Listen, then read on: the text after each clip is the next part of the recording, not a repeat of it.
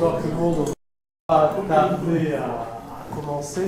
Nous sommes très heureux d'accueillir ce soir pour la présentation de 2 livres M. Jean-Marie Salamito. Merci beaucoup d'être venu avec votre emploi du temps plus que chargé.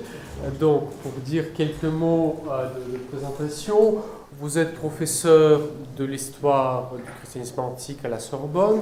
Et entre autres, vous dirigez aussi la bibliothèque augustinienne, qui est l'édition académique des œuvres de Saint-Augustin. Et vous avez publié ces 2 dernières années 2 ouvrages. Vous avez été un des directeurs de l'édition fondamentale qui est les premiers écrits chrétiens, parus dans la Pléiade en 2016, qui regroupe les textes des deux premiers siècles du christianisme. Et cette année, en réponse un peu au texte de M. Onfray, vous avez publié M. Onfray au pays des mythes, où vous faites une lecture de son ouvrage en relevant quelques questions, quelques thèmes et disons quelques inexactitudes. Voilà. Merci beaucoup encore une fois d'être parmi nous. Donc merci aussi à la Barque des Apôtres d'assurer la vente des livres. Donc vous trouverez les ouvrages que vous pouvez vous procurer, donc aussi bien M. Onfray au pays des mythes que l'édition de la Pléiade. Si vous voulez bien, nous allons procéder d'une manière suivante. Je vais poser quelques questions introductives pour présenter un peu les deux projets. Après, je vous laisse la parole pour poser vos questions.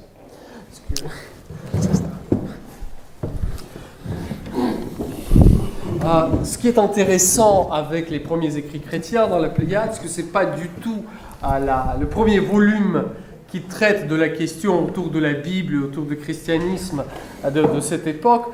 Pourquoi les premiers écrits chrétiens arrivent un peu en dernier lieu après la Bible, après les écrits intertestamentaires, après les écrits gnostiques, après les apocryphes, nous arrivons enfin aux premiers écrits chrétiens? Eh bien justement, pour la Bible, la question ne se pose pas. Évidemment, on a eu très tôt, dans la Pléiade, dans les années 1950, l'Ancien Testament, essentiellement réalisé par Édouard d'Orme, qui était un ancien dominicain, en très bons termes, resté en très bons termes avec l'Église, et qui était un immense spécialiste d'hébreu. Un peu plus tard, il y a eu le Nouveau Testament, et ça s'imposait, évidemment.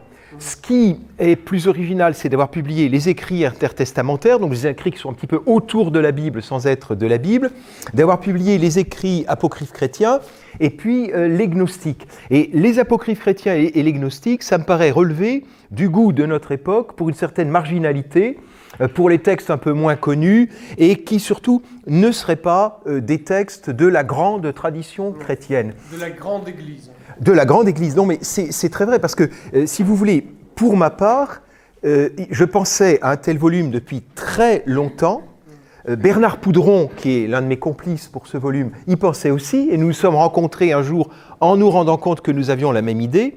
Et je dois dire que, pour ma part, qui suis peut-être un peu plus de mauvaise foi que Bernard Poudron ou Vincent Zarini, moi j'avais vraiment envie de faire la réponse du berger à la bergère, c'est-à-dire de montrer qu'il n'y avait pas uniquement les apocryphes, et qu'on pouvait mettre dans la bibliothèque de la Pléiade, et donc en dehors des librairies religieuses et des bibliothèques des séminaires ou des paroisses, des écrits de la grande Église, de la tradition chrétienne majoritaire. Alors je précise que pour certains de nos collègues qui avaient travaillé sur les apocryphes, c'était un petit peu une trahison.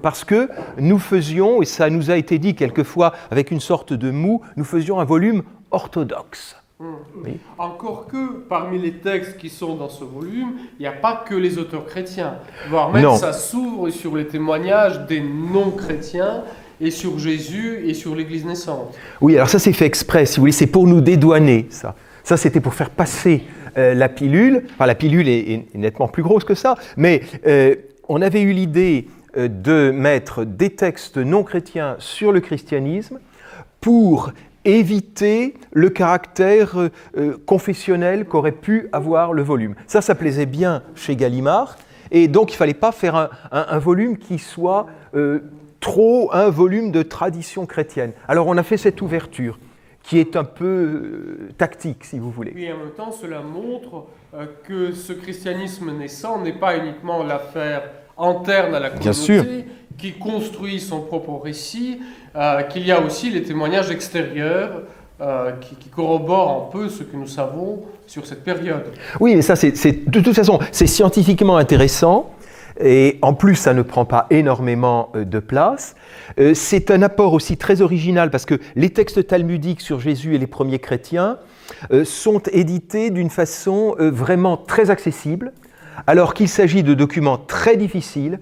Et je rends hommage à Thierry Murcia qui a fait un travail énorme de traduction et d'explication avec énormément de pédagogie. Je veux dire que moi-même, j'ai pris beaucoup de plaisir à relire Thierry Murcia au moment où sont arrivés ces manuscrits. Alors ça, c'est un plus de ce volume, de donner ces textes-là. Est-ce que vous trouvez que c'est une édition pour les spécialistes, pour les connaisseurs, ou vraiment ça permet à n'importe quel homme plus ou moins cultivé d'entrer dans ces questions? Alors, la Pléiade, c'est absolument une collection pour le public curieux. Ce qui veut dire que nous avons fait tous, je crois toutes et tous, pour ce volume, un effort de pédagogie, un effort de clarté, et que nous avons été aidés, et ça je le dis volontiers parce que je vais parler d'un travail qui se fait dans l'ombre, nous avons été aidés par deux éditrices de chez Gallimard qui ont tout relu ligne à ligne et qui nous ont fait quantité de remarques pour rendre le volume plus intelligible, plus accessible au public. Toutes les fois que nous étions un petit peu allusifs, un petit peu obscurs, que nous avions une technicité dont on pouvait se passer, on nous a fait remarquer qu'il était possible de faire plus simple. Donc là, il y a vraiment un travail pour un public très large, notamment par le fait que dans ce volume, il y a l'équivalent d'un nombre assez considérable de volumes de la collection Sources chrétiennes, et ne serait-ce qu'en prix, c'est sans commune mesure. En plus, ce qui est vrai, c'est que les collègues sont également contents d'avoir le volume, parce que c'est un volume compact. Donc ce volume est utilisé par beaucoup de gens, y compris par nos collègues spécialistes à qui ça fait gagner du temps. Alors je précise quand même, puisque la question du public est importante, que le volume est sorti le 20 octobre 2016 en librairie, qu'à Noël 2016, il était quasiment épuisé, alors qu'il avait été tiré à 10 000 exemplaires, qu'on a tiré entre Noël et le jour de l'an 3 000 nouveaux exemplaires, que ce total de 13 000 est quasiment épuisé maintenant, et qu'un nouveau tirage sort ce mois-ci, dans ce mois de novembre 2017, un nouveau tirage de 3 000, et que le volume continue de très bien se vendre actuellement. Et vous avez dit, on a parlé juste avant la conférence, le travail du début jusqu'à la fin pour éditer un volume semblable, cela vous a pris combien de temps? Ça a été considérable. Le premier échange pour l'étincelle du départ en disant on pourrait faire ça, ça a été un dialogue entre Bernard Poudron et moi courant 2007. Nous avons pendant toute l'année 2007 négocié avec Gallimard sur le format, le nombre de pages, le cahier des charges, et nous avons réuni tous les collaborateurs du volume, je crois en janvier 2008 chez Gallimard.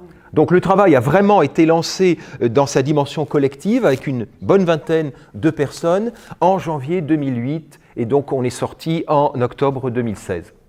Et combien de collaborateurs en tout? Une grosse vingtaine. Disons une grosse vingtaine, avec une particularité, nous avons essayé tous les trois, Bernard Poudron, Vincent Zarini et moi-même, de suivre une règle, c'est-à-dire de recruter des collaborateurs plutôt plus jeunes que nous, à qui il soit plus facile de dire il faudrait maintenant cesser de tarder, il faudrait finir de finir. Voilà. On a eu cette petite idée qui a peut-être été assez efficace. Est-ce qu'il y a les textes qui sont absents de volume et dont vous regrettez l'absence? Oui, il y a un petit texte d'Eusèbe sur Papias d'Hierapolis, sur un évêque du IIe siècle, qui manque et que j'aurais bien voulu mettre dans le volume. Mais je me suis aperçu trop tard que nous ne l'y avions pas mis. Mais sinon, c'est plutôt complet. Donc du coup, disons, des années 40, 50 jusqu'à... Plus tard. On commence dans les années 90. Et jusqu'à... Et on va jusqu'aux environs de 200. Avec une petite irrégularité, nous avons de la poésie. et de la poésie chrétienne dont nous avons voulu donner un plus complet panorama, au moins pour ses débuts. Et du coup, nous sommes allés un petit peu plus loin dans le IIIe siècle avec la poésie. D'accord. Les textes essentiellement de langue grecque. Oui, en très très grande majorité de langue grecque, parce que c'est la langue. Hein. Le grec, c'est la langue la plus importante dans les 2 premiers siècles chrétiens.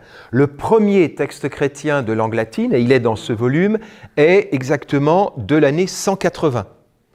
Tous les textes que nous avons avant sont des textes grecs. Alors simplement, tous les textes grecs ne sont pas conservés. Nous avons donc dans ce volume un texte grec qui a disparu, mais qui est donné d'après le syriaque. C'est une traduction du texte syriaque. Donc le syriaque étant une forme tardive de l'araméen, très employée par les chrétiens au 4e, 5e, 6e et au-delà. Donc comme le texte grec n'avait pas survécu, c'est une collègue spécialiste de syriaque qui a traduit, donc c'est l'Apologie d'Aristide, dont on a la traduction syriaque, et puis il y a un texte qui est tout à fait remarquable et malheureusement peu connu, c'est la démonstration de la prédication apostolique par Irénée de Lyon. C'est un texte qui a disparu dans son original grec, mais dont on a retrouvé une traduction arménienne en 1904. Donc il y a à peine un peu plus d'un siècle que l'on connaît la démonstration de la prédication apostolique qui a été traduite de l'arménien. Et c'est un très très beau texte. Alors en plus, bon, là je dis ce que moi ça m'a apporté. Au moment où j'ai relu la notice et les notes de Jean-Pierre Mahé, qui est un très grand savant, très grand spécialiste d'arménien, quand j'ai relu, parce qu'il le fallait bien, hein, le principe était de tout relire, quand j'ai relu à l'été 2016 l'introduction faite par Jean-Pierre Mahé, j'ai été ébloui par la qualité de cette introduction qui m'a complètement fait redécouvrir la démonstration de la prédication apostolique, que je considérais comme un texte un peu mineur, et qui est un texte magnifique dont la très belle introduction de Jean-Pierre Mahé m'a permis de faire une redécouverte. Pour rester dans l'histoire des textes, ça prépare un peu ce que nous disons concernant M. Onfray. Est-ce qu'on peut considérer ces textes comme confiables, comme établis? Parce que bien sûr, il y a toujours une différence entre la date présumée de composition de textes et les manuscrits que nous possédons. En quelle mesure on peut considérer ces textes comme étant vraiment de cette époque, leur état confiable ou très remanié ou réajusté, reconstruit? Alors l'état est globalement fiable parce que de toute façon, tous les spécialistes des manuscrits du Moyen-Âge, à travers lesquels nous avons toute la littérature antique, hein, pas seulement les textes chrétiens, les spécialistes des manuscrits arrivent très bien à voir des manuscrits plus ou moins fiables. Et il faut se rendre compte que les copistes du Moyen-Âge, dans l'écrasante majorité des cas, ne modifient pas les textes. Ils les recopient éventuellement sans les comprendre. Le Timée de Platon, qui est un texte extrêmement difficile, a une très bonne tradition manuscrite parce que les gens ne comprenaient pas et ils recopiaient. Les textes érotiques de la poésie latine ou grecque ont été recopiés par des moines qui avaient fait vœu de chasteté et qui recopiaient, je ne sais pas s'ils comprenaient ou pas, mais en tout cas ils recopiaient consciencieusement. Non, mais il faut... je ne sais pas, mais en tout cas, non, il faut bien voir que le travail qui a été fait dans l'Occident chrétien, c'était un travail extrêmement minutieux, extrêmement respectueux des textes. Alors, il y a un cas particulier que je peux peut-être évoquer parce qu'il est très amusant, c'est celui de ce texte très court, mais très intéressant, qui s'appelle la Diognète. Parce que c'est un texte qui est connu par un seul manuscrit, qui a été découvert au XVe siècle par un étudiant italien qui était à Byzance et qui a retrouvé ce manuscrit parce que ça avait servi de papier d'emballage. Et ce manuscrit a fini par arriver en Alsace, dans une abbaye du sud de l'Alsace, et il a été confisqué à la Révolution française et mis à la bibliothèque municipale de Strasbourg. Au XIXe siècle, des érudits alsaciens et allemands ont donné des éditions de ce texte, donc d'après un unique manuscrit, et le manuscrit a brûlé en 1870 lors d'un bombardement prussien de Strasbourg, avec la bibliothèque municipale de Strasbourg. Ainsi, il y a une si belle bibliothèque nationale et universitaire à Strasbourg, avec énormément de livres anciens, c'est parce que, après 1871, les bibliothèques de tout l'Empire allemand ont offert des livres précieux à Strasbourg pour compenser l'incendie de la bibliothèque municipale de la ville. Et c'est comme ça qu'on a constitué à Strasbourg une bibliothèque qui est une des très grandes bibliothèques européennes. Alors, la Diognette, on n'a plus le manuscrit, mais on a les éditions du 19e siècle. Alors, il n'empêche, elle pose des problèmes dans certains cas, et on ne peut pas garantir que le texte soit à 100% fiable. Mais disons qu'il l'est à, mettons, 90%. D'accord. Donc, du coup, il y a d'abord, dans l'ouverture de ce volume, les témoignages des auteurs païens ou les témoignages polémiques sur le premier christianisme. Après, nous entrons dans la vie des communautés, donc épîtres et manuels de discipline. Quel est ce genre littéraire? De quoi s'agit-il? Alors, c'est d'abord l'épître. Bon, l'épître, c'est très simple, c'est ce que nous connaissons.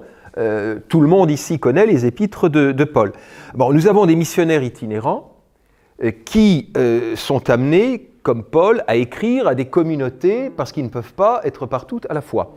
Bon, ce genre de l'épître est resté. C'est un moyen de communication entre communautés. Notamment, nous avons cette épître de Clément de Rome aux Corinthiens, qui est une épître des années 90, qui envoie à la communauté de Corinthe, à laquelle Paul avait déjà écrit 2 lettres, qui envoie de la part de Rome des instructions sur la discipline chrétienne, parce qu'il y a eu des tensions très fortes à l'intérieur de la communauté de Corinthe. Puis alors, il y a ces manuels de discipline, comme l'a dit Daquet, il y a des chrétiens qui ont ressenti le besoin de mettre par écrit les règles d'une communauté.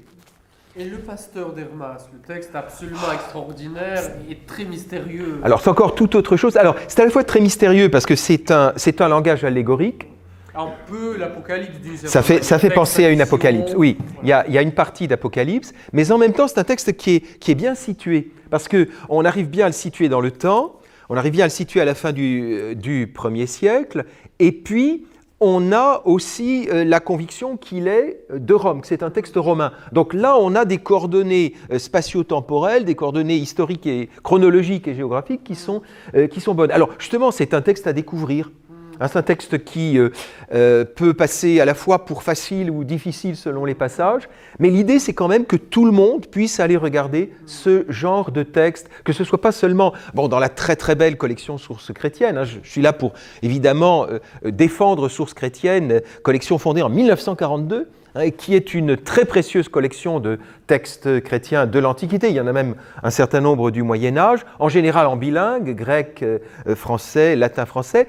C'est une collection de référence, aucun des spécialistes ne peut s'en passer, mais notre volume permet de mettre les textes à la portée d'un plus vaste public. Il n'y a donc pas concurrence, en fait, entre ce volume et la collection Sources chrétiennes. J'en profite pour signaler que le 15 décembre, nous aurons le passage d'une des directrices des Sources chrétiennes chez Mola pour présenter un très beau volume édité Lire la Bible, 1er 15e siècle. Voilà, donc après arrivent les actes et les passions de martyrs. Quelle est la différence entre les deux genres en quelque sorte? C'est à peu près la même chose, si vous voulez. Disons, les actes, il faut se rendre compte que ce sont à l'origine des documents officiels. C'est-à-dire que des chrétiens qui étaient interrogés par un fonctionnaire romain, c'était une procédure normale pour laquelle il y avait une prise de notes, il y avait un compte-rendu de séance. Il y avait les minutes du greffier. Non, mais exactement. C'est ce qu'on voit, par exemple, avec les actes des martyrs silitains. C'est très court. Et puis on a le gouverneur dit, un tel dit, le gouverneur dit, un tel répond. Ça, ce sont les documents officiels. Donc, on peut penser que des chrétiens sont allés se procurer, d'une façon ou d'une autre, des comptes rendus d'interrogatoire, et après, ils les ont recopiés, ils les ont diffusés. Et puis, alors, dans certains cas, il y a un récit. C'est le cas de la Passion de Sainte Perpétue et de Sainte Félicité. Mais alors, une particularité que je signale, parce que c'est quelque chose d'extraordinaire, nous avons des extraits du journal de prison de Perpétue. Autrement dit, nous avons une prisonnière chrétienne qui a écrit en prison ce qu'elle vivait, et cette voix féminine, ce qui est très rare dans l'Antiquité, on a très peu de littérature féminine dans l'Antiquité gréco-romaine, cette voix féminine a survécu dans ce texte. Je pense qu'il faut absolument avoir lu la Passion de Perpétue et Félicité. C'est un texte absolument magnifique. Un très très beau texte. Absolument splendide. L'histoire est très belle aussi. En plus, ça a beaucoup fait fantasmer les chercheurs parce qu'il y a des histoires de femmes qui perpétuent en rêve se voient devenir un homme. Alors, vous voyez, la question du passage de la femme à l'homme, ça a intéressé énormément de chercheurs. Et puis l'histoire d'une fille condamnée à mort qui accouche en prison. Tout à fait, tout à fait. Alors là, c'est l'esclave carrément qui accouche en prison. Ça, c'est un des plus beaux passages qu'on ait dans les textes des martyrs. Alors, il faut bien dire que ce sont des textes historiquement fiables, qui sont extrêmement intéressants. On a abreuvé les chrétiens pendant des siècles avec des récits légendaires des 5e et 6e siècles sur les martyrs, mais là, ce sont des textes qui sont vraiment intéressants du point de vue historique. Alors, il n'y a pas tous les détails qu'il y a dans les passions tardives, mais dans les passions tardives, il y a énormément d'inventions. Et du coup, après, nous arrivons à des apologies. Donc, quel est ce genre d'apologie et quelle est sa différence avec ces écrits polémiques antérieurs à la communauté, en quelque sorte, qui suivent après dans le volume? Alors, les apologies sont quelquefois polémiques, ça dépend de la manière de faire. Bon, une apologie, nous le savons, c'est une plaidoirie. Tout le monde a en mémoire les apologies de Socrate, il y en a une de Xénophon, il y en a une de Platon. Socrate a dû se défendre lors d'un procès. À partir de là, il y a un genre littéraire qui existe, c'est de défendre quelqu'un par un écrit. C'est un genre qui a été pratiqué en langue grecque par les Juifs de l'époque hellénistique, donc des 3 derniers siècles avant l'ère chrétienne. L'idée étant de défendre le judaïsme, de le présenter aux Romains et de le présenter dans une grande langue de culture, dans l'une des 2 langues principales de l'Empire romain, c'est-à-dire en grec. Les chrétiens ont eu l'idée de faire la même chose, de défendre le christianisme. Alors c'est ce que nous avons, et c'est un gros morceau dans le volume, parce que nous avons beaucoup de littérature du IIe siècle, et le IIe siècle, c'est le grand siècle des apologies chrétiennes de langue grecque, le début de l'apologie de langue latine, puisqu'on a Tertullien, l'apologétique, qui est de 197. Alors, ce sont des textes qui sont d'esprit différent selon l'auteur. Quelqu'un comme Justin, qui est martyr à Rome dans les années 160, qui est un personnage extrêmement attachant, extrêmement intéressant. Quelqu'un comme Justin, lui, cherche le plus possible la conciliation avec les païens. C'est-à-dire qu'il cherche à montrer les points communs, il cherche à montrer ce qu'il y a de philosophique dans le christianisme, il cherche à montrer tout ce qui est point d'accord entre les chrétiens et les païens, de manière à introduire le monothéisme chrétien et à défendre le christianisme. D'autres auteurs, par exemple Tatien le Syrien, que nous donnons aussi, nous donnons toute l'apologétique de langue grecque du IIe siècle. Tatien, lui, est plus polémique envers les païens, il est plus agressif. Il y a donc différentes manières de faire, mais globalement, ce qui domine, c'est la volonté de dialogue. Alors en plus, il y a le magnifique dialogue avec Tryphon le Juif. Oui, c'est précisément la question que je voulais poser. Tout à fait. Que vous l'utilisez beaucoup dans votre livre. Oui, je l'utilise. Parce que ce n'est pas uniquement une discussion avec les païens sur le christianisme. On voit cette prise de distance de la communauté, disons, judéo-chrétienne ou chrétienne vis-à-vis du judaïsme. Et du coup, toute la question de l'antisémitisme chrétien, qui serait une sorte de péché des origines, véhiculé par le christianisme tout au long de son histoire. Tout à fait. Alors c'est un immense problème et un très très douloureux problème. Simplement, ce que j'ai essayé de faire dans mon livre de réponse à Onfray, et ce que je voudrais juste signaler maintenant, c'est qu'il n'y a pas nécessairement eu des rapports tendus, encore moins haineux, entre juifs et chrétiens. Et qu'il est tout à fait abusif de présenter la tradition chrétienne depuis 2000 ans comme ayant toujours nourri une hostilité plus ou moins féroce à l'égard des juifs. Donc il est très important de lire le dialogue de Justin avec le maître juif Tryphon, parce que... Alors réel ou fictif, peu importe. Les arguments, de toute façon, étaient ceux qui devaient être employés à l'époque.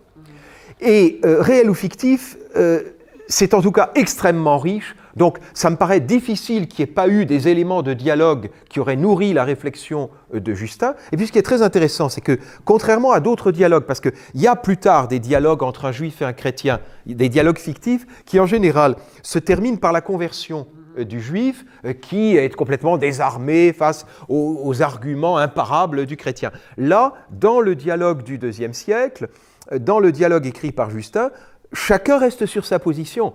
Le maître juif Tryphon et ses disciples restent sur leur position. Simplement, ils disent qu'ils ont pris énormément de plaisir à dialoguer avec le chrétien Justin et qu'ils ont bien envie de recommencer. Ça a été très intéressant pour eux. Et Justin, lui, doit s'embarquer, doit faire un voyage, et ses interlocuteurs juifs lui disent qu'il prie pour lui, pour la paix de son voyage. Et Justin, lui, prie pour la conversion de cet interlocuteur juif. Alors, je crois que là, il y a quelque chose de très important qui est de voir que le dialogue a pu exister. Au début du 5e siècle, quand Augustin écrit un sermon contre les Juifs, il explique, alors c'est contre les Juifs entre guillemets, parce que c'est un genre littéraire, ça veut dire de controverse avec les Juifs, et quand Augustin écrit ce sermon, il invite les chrétiens à dialoguer pacifiquement et charitablement avec les Juifs. Et à dialoguer, en fait, en parlant de l'Ancien Testament, à retrouver dans l'Ancien Testament toutes les prophéties qui annoncent Jésus. Donc c'est un dialogue tout à fait apaisé, tout à fait fraternel, qu'Augustin demande de faire avec douceur et charité. Donc on n'est pas du tout dans une perspective de tension avec les Juifs. Et là, nous arrivons au débat et controverse théologique, donc en quelque sorte interne à l'Église. D'ailleurs, ce terme de grande Église, d'où est-ce qu'il vient? Alors ça, c'est amusant, parce que le terme de grande Église, pour dire la majorité chrétienne, pour dire le courant très largement majoritaire du christianisme, le terme apparaît chez un païen, dans les années 180, qui est Cels, qui est le premier polémiste païen qui écrit contre les chrétiens. Or, c'est lui qui a parfaitement compris que chez les chrétiens, il y a une grande Église, il y a une majorité à laquelle se rattachent presque tous les chrétiens, et puis il y a des courants dissidents. Et cette majorité n'est pas encore constituée par le pouvoir impérial, parce que cette idée que c'est Constantin qui construit de toutes pièces en imposant une sorte d'orthodoxie. Donc cette grande Église émerge par sa vie interne. Elle émerge par sa vie interne, elle est observée par un païen. Alors là, nous touchons, hein, vous soulevez un lièvre qui est important, c'est ce cliché sur le rôle de Constantin comme ayant institutionnalisé l'Église ou fixé le dogme. Constantin n'a rien fait de tout cela. Les institutions ecclésiastiques existent avant Constantin. Constantin ne les modifie absolument pas. Il n'en a absolument pas le pouvoir. D'ailleurs, il s'en moque. Enfin, il n'a aucune volonté de modifier les structures de l'Église. Sur le plan théologique, il est plutôt ignorant et ça ne l'intéresse pas tellement. Alors, le concile de Nicée en 325, certes, a été réuni par Constantin, mais Constantin se moquait complètement de la question théologique qui était en débat. Et la question théologique qui est réglée en 325 se nourrit de toute la réflexion théologique des 2e et 3e siècles, une réflexion théologique antérieure à laquelle Constantin n'a strictement rien vu et dont il n'a rien su. Il convoque ce concile, pourquoi alors? Mais pour que il convoque le concile pour avoir une majorité et que les gens se tiennent tranquilles. D'accord. Vous entre vous? Mais oui, enfin, quand Constantin entend parler pour la première fois de la controverse qui a lieu en Orient chrétien sur la question de savoir si le Fils, dans la Trinité, hein, quand on dit au nom du Père et du Fils et du Saint-Esprit, si le Fils est aussi Dieu que le Père, s'il est égal en divinité, s'il est égal en éternité à Dieu le Père. Arius pense que non, un prêtre alexandrin, il a tendance à diminuer la majesté divine du Fils ou du Verbe, du Logos, comme on dit aussi. Quand il entend parler de cette dispute, qui est une dispute théologique fondamentale, puisqu'elle met en cause la définition même de la Trinité, autrement dit, la conception chrétienne de Dieu. Alors, ce qu'il y a de plus important dans une religion, c'est l'image qu'elle se fait de Dieu. Donc on est vraiment au cœur de la théologie chrétienne. Et Constantin dit d'abord à Arius et à son évêque, qui sont opposés l'un à l'autre, ne vous disputez pas pour 3 fois rien. Constantin s'en moque éperdument. D'ailleurs, ce qui est très amusant, c'est que dans la vie de Constantin qu'écrit Eusèbe de Césarée, un admirateur de Constantin, Eusèbe de Césarée nous raconte le concile de Nicée en nous disant qu'au concile de Nicée, on a fait une acquisition extraordinaire, on a fixé la date de la Pâque. Et la Trinité, il n'en parle pas. Donc il y a quelque chose de très curieux, parce que Eusèbe n'est pas entièrement d'accord avec le concile de Nicée. Alors il passe sous silence la grande acquisition théologique de l'égalité du Père et du Fils en substance divine, en éternité. Il y a dans ces écrits de controverse interne à l'Église, donc ce très beau texte de la démonstration de la prédication apostolique d'Irénée que vous avez déjà évoqué, et aussi quelques parties de fameux contre les hérésies, donc contre la gnose au nom mensonger d'Irénée de Lyon. Donc un peu la réponse, en quelque sorte, à ce qui était contenu dans le volume des écrits gnostiques. D'une certaine façon, oui, d'une certaine façon. Cela dit, nous avons pris le livre 3 d'Irénée, et le livre 3, après les livres 1 et 2 qui sont des inventaires des erreurs des gnostiques, le livre 3, ce n'est pas uniquement négatif, loin de là, c'est un exposé de ce qu'est ce que nous appellerions la théologie de l'histoire. On voit toute l'histoire du salut. Et ça, c'est très important parce qu'avec Irénée, on a le premier grand théologien, au fond.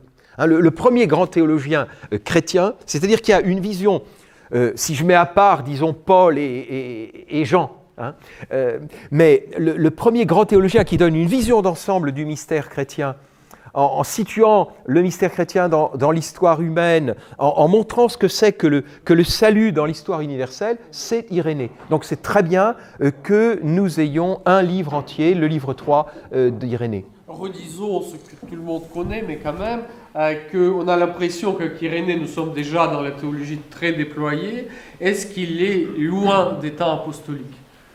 Non, il n'en est pas vraiment loin, puisqu'il y pense tout le temps. Il y renvoie sans cesse. Et n'oublions pas qu'il revendique d'avoir été le disciple en Asie, parce que Irénée est Irénée de Lyon, il a été à la tête de la communauté chrétienne de Lyon, mais c'est un Asiate, il vient d'Asie mineure, il vient de ce qui sera plus tard la Turquie. Irénée revendique d'avoir été disciple de Polycarpe, qui lui-même revendiquait d'avoir été disciple de l'apôtre Jean. Donc Irénée a un sens extraordinaire de la continuité apostolique. Donc en réalité, le dernier grand auteur théologique dans le volume est un peu le petit-fils spirituel de Jean, en quelque sorte. En tout cas, c'est ce que lui-même semblait considérer. Et puis, voyons à quel point ces gens-là, que ce soit Irénée ou les autres, citent toujours la Bible. Nous sommes face à une théologie biblique, c'est très net. D'ailleurs, nous avons, à la fin du volume, un index biblique. Ça a été un peu une partie un peu difficile à jouer, ça, celle de l'index biblique, parce qu'on nous a dit chez Gallimard, vous n'allez quand même pas nous mettre des dizaines de pages avec simplement des références bibliques et des numéros de pages. Donc on s'est un peu battu pour avoir un index biblique, mais ça c'est très intéressant, parce que si vous prenez n'importe quelle référence de Isaïe ou Matthieu ou de la Genèse ou Jean ou l'Apocalypse, vous cherchez la référence et vous avez le numéro de page où le texte est cité par nos auteurs des 2 premiers siècles, ce qui permet de nourrir la lecture de la Bible et de se rappeler que la théologie des premiers siècles chrétiens, et c'est visible dans ce volume, c'est visible dans toute l'époque des pères de l'Église, c'est une théologie biblique. Et entre autres, on sort de l'idée que le canon biblique serait quelque chose de très tardif, qu'on ne sait pas encore ce qui est apocryphe, ce qui ne l'est pas, puisque quand même il y a un grand consensus des auteurs sur les textes qu'ils utilisent. Tout à fait, notamment sur les 4 évangiles.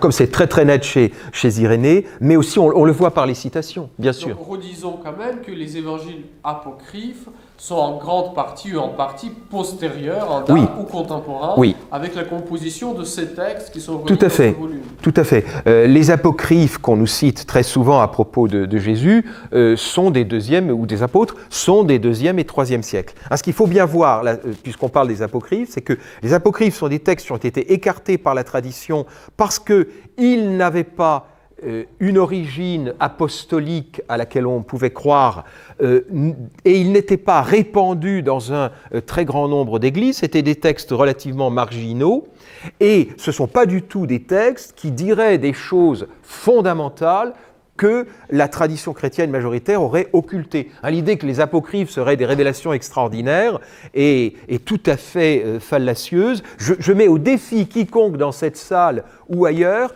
de nourrir sa vie intellectuelle ou spirituelle avec les 2 volumes d'apocryphes de la Pléiade. C'est bien pour la curiosité, c'est bien pour les historiens, c'est bien pour expliquer certains aspects de l'iconographie médiévale, parce qu'il y a des légendes, des apocryphes qui sont passées dans les sculptures de nos cathédrales, mais sur le plan de la théologie, de la spiritualité ou de l'histoire du premier christianisme, c'est extrêmement faible. Vous terminez le volume par la poésie chrétienne. Pourquoi ce choix? Bon, évidemment, on comprend la liturgie, les formules baptismales, les credos. Pourquoi la poésie chrétienne après la théologie d'Irénée?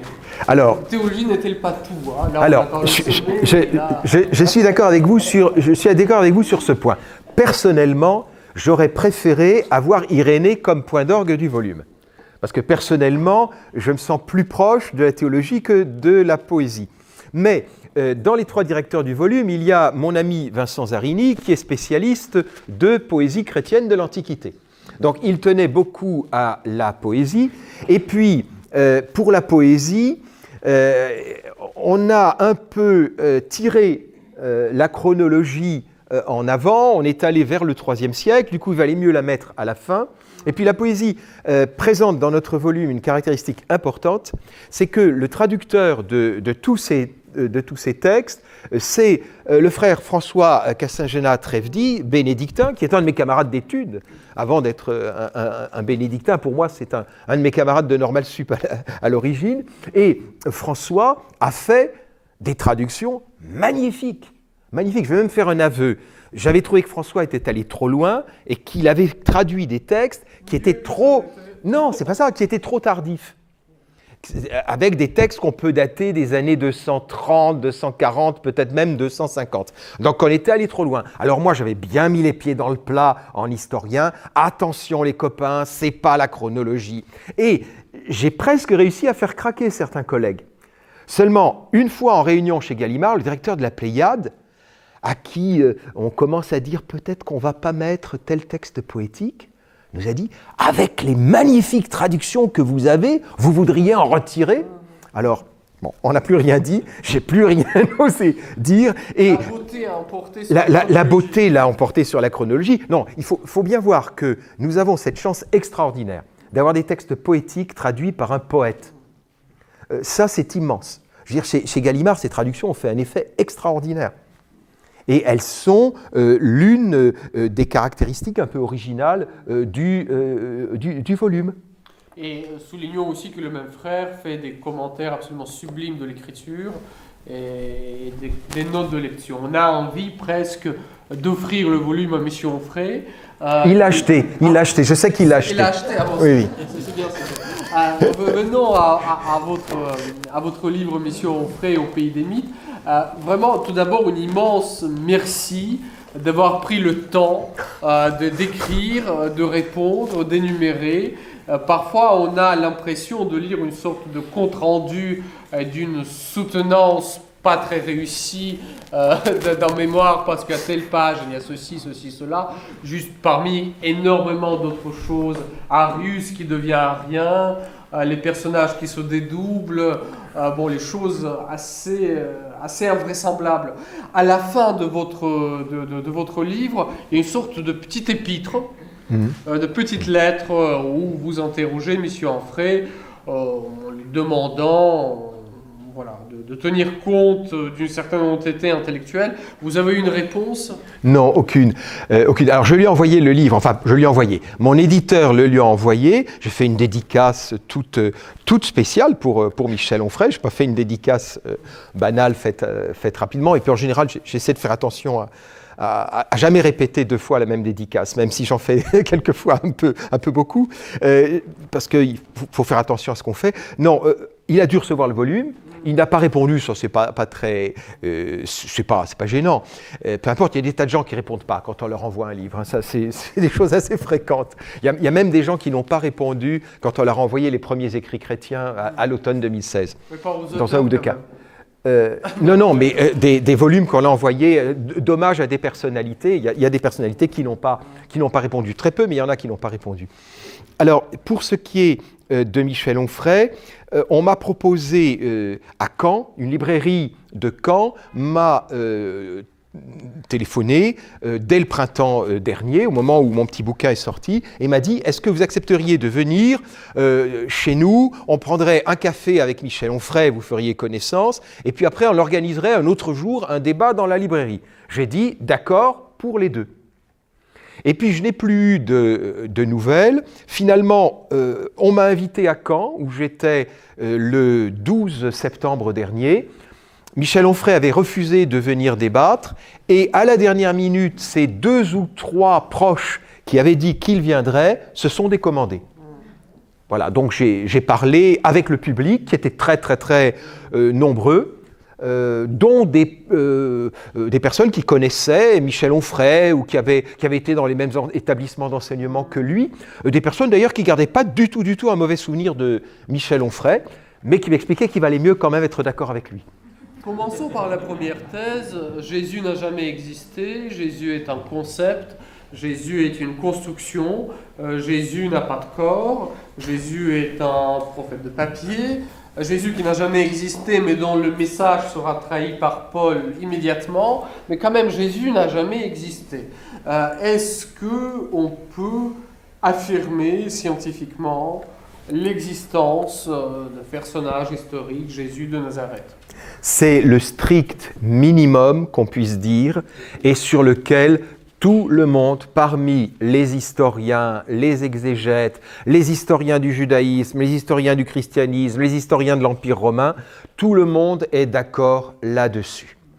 Dans les milieux des spécialistes, n'importe où dans le monde, et quelles que soient les convictions, que ce soit un historien athée, un historien israélite, un historien catholique, un historien protestant, un historien orthodoxe, un historien agnostique qui se pose plus ou moins de questions, personne ne met en cause l'existence de Jésus. Il y a juste quelques cercles aux États-Unis qui mettent en ligne des choses pour essayer de démontrer que Jésus n'a pas existé. Il y a le livre de Bart Ehrman, qui n'est pas traduit en français, mais que je cite dans ma bibliographie, qui est sorti en 2012, qui est fait par un historien athée, mais qui en a assez d'avoir des gens qui viennent sur son site internet pour lui demander si Jésus a existé. Ça lui a paru tellement évident qu'il a fait un livre pour cela. Donc Michel Onfray prend un chemin qui est refusé par les spécialistes. Et ce qui est frappant,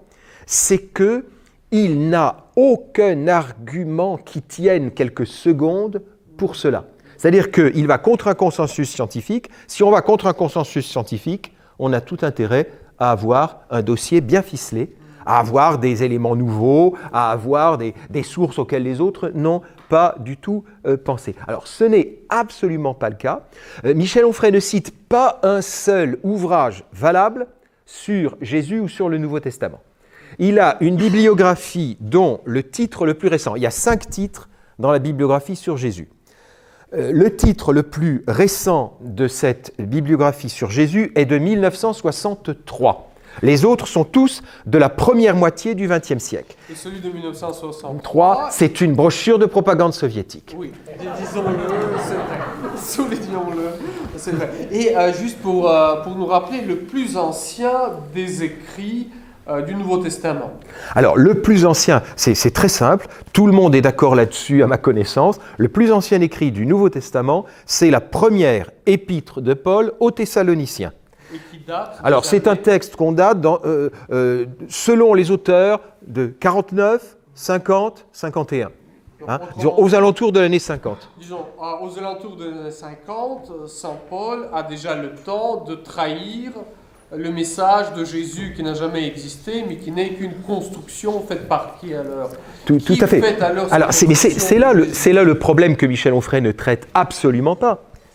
C'est que, en admettant, si on admet par hypothèse la non-existence, qui a inventé?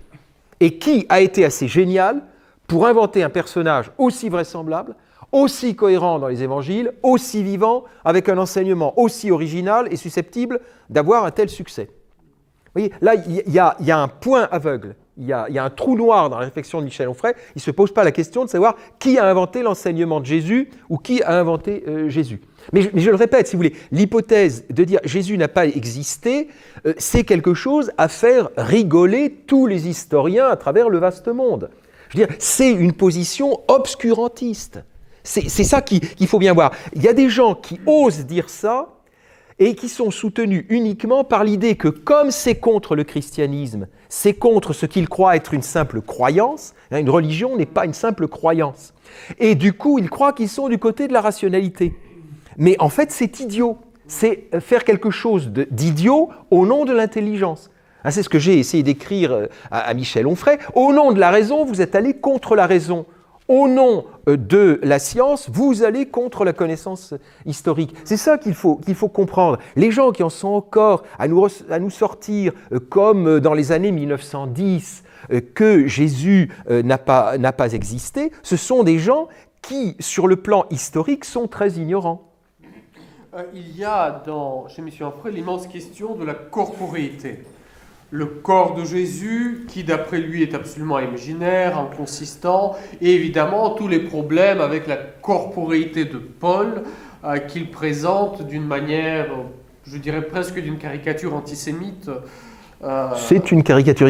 J'ai noté qu'il y avait même un cliché antisémite, oui, qui a échappé à Michel Onfray. Certainement bien malgré lui, bien sûr, on va pas extrapoler là-dessus, ce serait parfaitement injuste. Mais peut-on affirmer que Jésus soit un personnage corporel et que la doctrine qu'il enseigne, c'est une doctrine qui donne au corps sa place? Mais c'est évident chez Jésus et c'est évident chez Paul. Alors déjà, l'histoire du corps, Onfray, en réalité, fait quelque chose qui est purement formel. Il dit « Jésus n'a pas de corps », ce qui prouve qu'il ne se souvient plus d'avoir lu les évangiles. Et donc, il dit « Jésus, c'est même un anticorps ». Alors, vous voyez, ça fait une formule, ça ne veut rien dire « Jésus est un anticorps ». En stricte rigueur de terme, ça ne veut rien dire. Mais ça fait son petit effet. Surtout balancé sur plusieurs pages d'affilée avec des formules frappantes. Et alors après, l'idée, c'est que face à l'anticorps de Jésus, il y a le corps malade du pauvre petit Paul qui est vraiment un débile, un déshérité de la pire espèce, en plus un saligo. Enfin, Paul est un personnage horrible. Alors ça fait, vous voyez, une espèce de tableau. Il y a l'anticorps du Christ et puis le corps malade de Paul. Alors ça fait des formules faciles. Alors pour les gens qui ont lu peu de livres dans leur vie et qui ont été habitués par les médias à considérer que quelqu'un comme Michel Onfray, c'est le top du top de l'intelligence française, sinon mondiale, évidemment, ça peut faire de l'effet. Mais quand on a lu un peu plus que ça et qu'on réfléchit un petit peu, ça ne tient pas. Je veux dire, ce qui est absolument frappant, c'est que les arguments, entre guillemets, d'Onfray sont d'une fragilité extraordinaire. Ce qu'il dit sur Paul est constamment faux, de bout en bout. De bout en bout. Il n'y a pas une seule affirmation sur Paul qui tienne. Et alors là, vous avez fait allusion au travail que j'ai fait. Oui, j'ai fait un travail extrêmement pénible, à dire la vérité.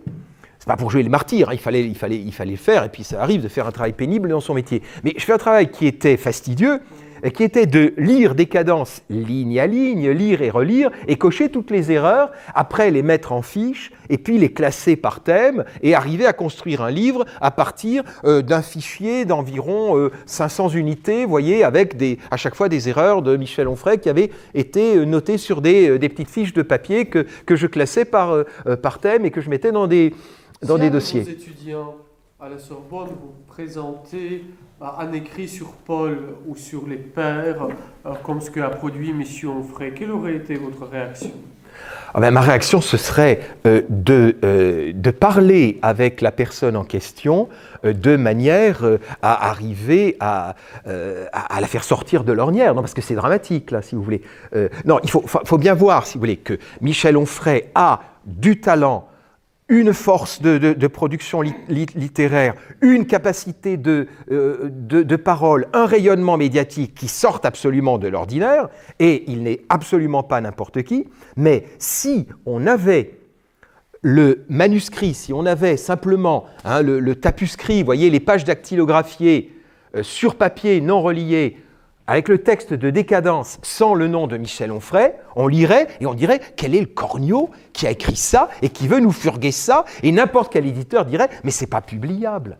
Si vous voulez, il faut bien se rendre compte, on tombe à la renverse en se disant que quelqu'un d'intelligent, de médiatique, de fécond, de pas nécessairement mal intentionné sur toute la ligne, ait pu écrire cela. Et c'est très dommage, parce que Michel Onfray doit pouvoir faire infiniment mieux que ça.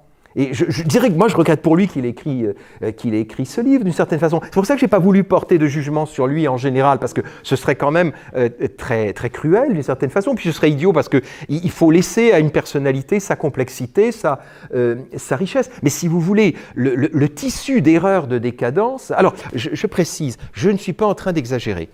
Il y a un journaliste qui m'a interviewé...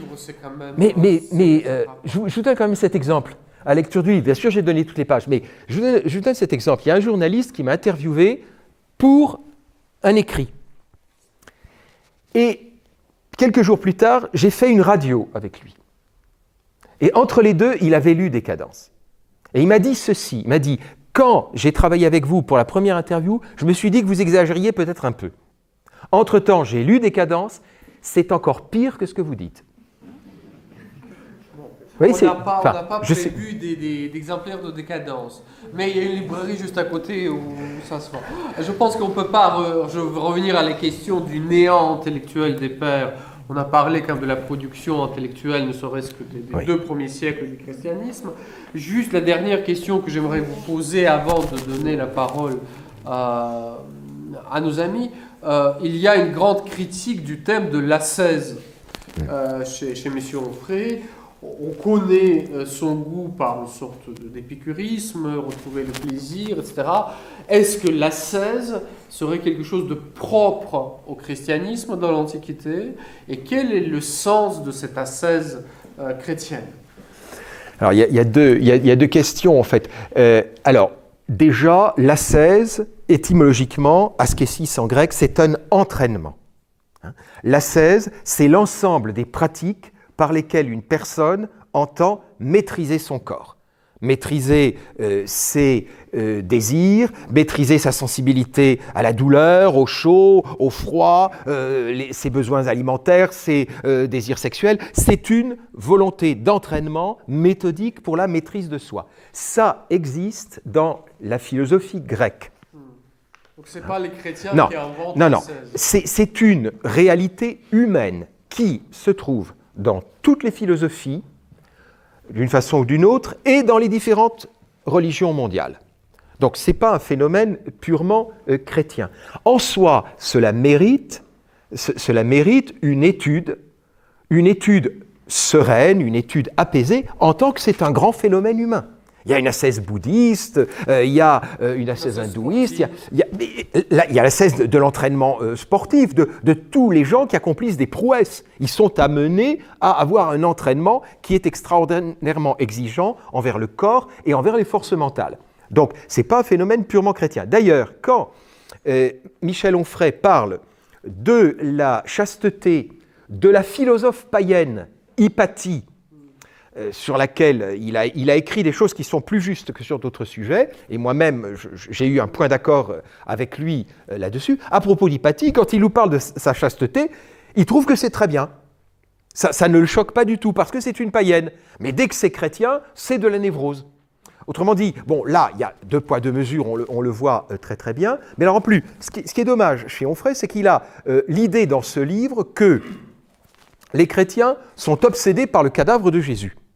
Et qu'ils sont obsédés par le cadavre de Jésus parce que Jésus n'a pas de corps. Et donc, ils ont besoin de compenser en fantasmant sur le cadavre de Jésus.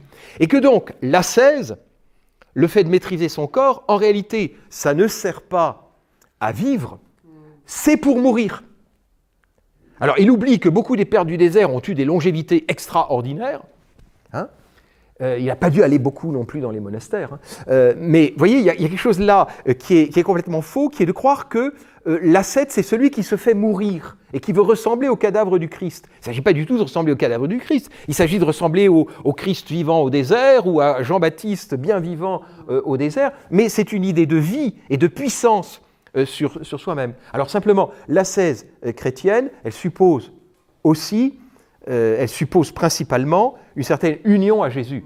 Et n'être pas simplement de l'ascèse pour soi-même et un accomplissement de soi ou un développement personnel. Mais là encore, si vous permettez, juste une dernière remarque. Onfray joue sur du velours parce que nous sommes dans une époque où, au fond, le principal droit de l'homme, c'est le droit à l'orgasme. C'est ça, au fond, qui est sous-entendu de quantité de réformes que l'on nous sort. C'est ce que m'a dit un ami théologien. La formule que je viens de citer est d'un ami théologien. Et ça, c'est très particulier à notre société, ou à nos sociétés occidentales. Parce qu'un grand sociologue comme Max Weber nous dit que le désir sexuel, c'est la plus puissante de toutes les forces irrationnelles contre la raison de la vie humaine. Et en tant qu'historien, on voit très bien, tous les historiens, les anthropologues, les ethnologues voient très bien que ce que fait une civilisation donnée, une société donnée, c'est d'arriver à discipliner la sexualité d'une façon ou d'une autre, avec plus ou moins de bonheur, avec plus ou moins d'adresse. Or, précisément, nous vivons dans une société où l'idée que la sexualité peut être disciplinée et équilibrée a sauté. C'est peut-être une des grandes faiblesses de notre société. Et Onfray joue là-dessus. Alors, du coup, il peut très bien présenter n'importe quelle tentative de chasteté, surtout si elle est chrétienne, comme de la névrose. Et c'est très facile. Il y a des tas de gens qui vont le croire. Saint Paul avec son épée. Ah. Ça, c'était absolument magnifique. Ça. N'est-ce pas l'apologie de violence et le désir des chrétiens de s'emparer du pouvoir politique ? Alors, justement, ça, c'est la grande affaire. Le christianisme n'est pas un programme politique. Alors, la meilleure preuve, c'est Épître aux Romains, chapitre 13, versets 1 à 7. Il faut lire de 1 jusqu'à 7. De 1 à 7, ça fait 7 versets. C'est jouable, hein, c'est jouable. Pour les longues soirées d'hiver, ça peut se faire. Et Paul dit de respecter le pouvoir et de payer les impôts. Et cela à un gouvernement qui est païen. En faisant cela, Paul recoupe tout à fait la distinction établie par Jésus entre rendez à César ce qui est à César et rendez à Dieu ce qui est à Dieu. C'est-à-dire qu'il y a deux domaines. Et que donc le christianisme n'a pas pour but de prendre le pouvoir, puisqu'il respecte le pouvoir païen. Donc même pour Paul, l'objectif, c'est pas de créer un État chrétien. C'est évident. Mais cette idée est complètement absente des textes chrétiens, je dirais, jusqu'à Eusèbe de Césarée, c'est-à-dire jusqu'aux années 330. Donc on a 3 siècles de christianisme sans aucune idée de prendre le pouvoir. Et ça, c'est vraiment les racines chrétiennes, c'est vraiment les origines chrétiennes. Les fondements du christianisme, avec le rendez à César ce qui est à César, à Dieu ce qui est à Dieu de Jésus, avec le pouvoir qui vient de Dieu, même s'il est païen et qui doit être respecté, la première à Timothée qui dit de prier pour les gouvernants. Il y a un loyalisme chrétien, et ça montre bien qu'il n'y a pas de projet politique. L'argument de M. Onfray, Saint Paul est représenté avec l'épée, dit-il. Oui, mais c'est de la fichaise, comme disait un de mes professeurs de philo. Parce que tous les iconographes savent que si Paul est représenté avec une épée, c'est très probablement parce qu'il a été décapité. Et donc, ça reprend l'instrument du martyr. De même, quand vous voyez Saint Laurent avec un grill à la main, c'est pas parce qu'il se faisait des hamburgers. Donc, non, mais c'est de même. Paul, l'épée peut représenter aussi, si elle ne représente pas l'instrument de son supplice, l'épée peut représenter la force de la parole métaphorique. Mais nous représenter Paul en train de convertir l'Empire romain, l'épée à la main, ça n'a rien à voir avec Paul, c'est sans rapport avec le personnage réel. En plus, nous ne serions pas tous ensemble ce soir en train de parler de Paul, parce qu'à la première occasion, les légions romaines lui auraient fait la peau. Je veux dire, quelqu'un qui prend son épée pour aller forcer les gens à changer de religion, qui est violent comme ça, dans un empire ordonné comme l'Empire romain, il finit très mal, et très vite. Juste pour terminer, quand j'ai vu que vous citez la référence que M. Onfray fait à un livre sur les conciles qu'il utilise, oui. Et ce livre est de 1700 67. Là, vous dites quand même qu'il y a eu quelques publications depuis qui permettent peut-être d'avoir un peu une autre vision, selon une vision de ce qu'est l'histoire des conciles. Vous avez certainement des questions à poser. Je vous en prie. Onfray dit que tout pouvoir vient de Dieu. D'après Onfray, si c'est dit, c'est quand même dangereux. Non, c'est pas dangereux du tout. C'est à contextualiser. Non, ça veut dire, ça veut dire, si vous contextualisez le texte et si vous le mettez en perspective avec les commentaires qui en ont été faits, ça veut dire le pouvoir, et regardez bien le texte de Paul, relisez, Épître aux Romains, chapitre 13, versets 1 à 7. On voit très très bien ce dont il s'agit, et il y en a un commentaire très intéressant chez Irénée, il y a un commentaire aussi très intéressant au IIIe siècle chez Origène. Ça veut dire ceci, ça veut dire les hommes, entre eux, depuis le péché originel, sont violents. Et donc, il est nécessaire qu'ils s'organisent en communauté, en cité, en royaume, avec un pouvoir qui réprime le crime et qui empêche la violence de tous contre tous. Voilà, c'est ça l'idée. L'idée, c'est le pouvoir est un don de Dieu parce que le pouvoir est là pour éviter que ce ne soit le règne quotidien du crime. On comprend beaucoup mieux, moi je vais vous dire très personnellement, moi je comprends beaucoup mieux le chapitre 13 de l'Épître aux Romains depuis que j'ai mesuré un peu à ses paroles et à son regard la souffrance d'un de mes anciens étudiants qui s'était engagé dans l'armée française et qui revenait de Bosnie-Herzégovine et qui avait vu des horreurs qui avaient démoli ses 20 ans. Eh bien, quand on a vu ce que c'est qu'une guerre civile, comme cet ancien étudiant, ce jeune soldat l'avait vu, je pense qu'on comprend mieux ce que c'est qu'un pouvoir. Le pouvoir, dans l'idée de ces auteurs chrétiens, c'est le limitateur de la violence. Irénée nous dit, c'est pas dans les textes qui sont dans la Pléiade, c'est un autre texte, il nous dit que depuis le péché, les hommes sont violents. Caïn a tué Abel. Et on voit très bien le développement de la violence dans la Genèse. Et Irénée dit, le pouvoir, c'est ce qui empêche que les hommes ne s'entre-dévorent comme des poissons. Vous voyez, c'est ça l'idée. L'idée, c'est le pouvoir est un don de Dieu pour faire la paix civile. Paul, pas plus que les pères de l'Église, n'attend monts et merveilles du pouvoir. Il attend du pouvoir de faire régner un certain ordre. Le fait qu'on ne risque pas de se faire égorger la nuit chez soi par le premier brigand venu parce qu'il existe un minimum de système de sécurité venant de l'État. C'est ça essentiellement. L'État assure un minimum de sécurité. Il protège des citoyens.